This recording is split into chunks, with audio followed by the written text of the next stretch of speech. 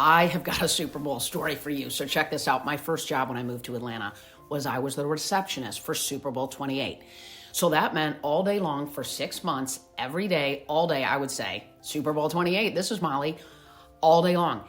I worked for a woman who will remain nameless, who was awful. And so what would happen is she would leave all these bigwigs that were calling in on hold. Like, I'm talking like CMOs of huge brands and companies that were associated with the Super Bowl, the commissioner of the NFL, people with the Players Association. She would leave them on hold, almost, I think, in some ways to control the situation, but to jam me up. I mean, I had lights flashing, Super Bowl 28, trying to navigate all this with people in the waiting room, oftentimes waiting to see her. Here's the deal. When people would come into the office, which most of them eventually did, they would see this charade, this full-on shenanigan that was happening, the way she was treating all these people. And so it became an opportunity at some level for me to say, okay, here's all these incredible people that are waiting. How can I get them to like or respect or trust me enough that in 6 months they'll take a meeting from me?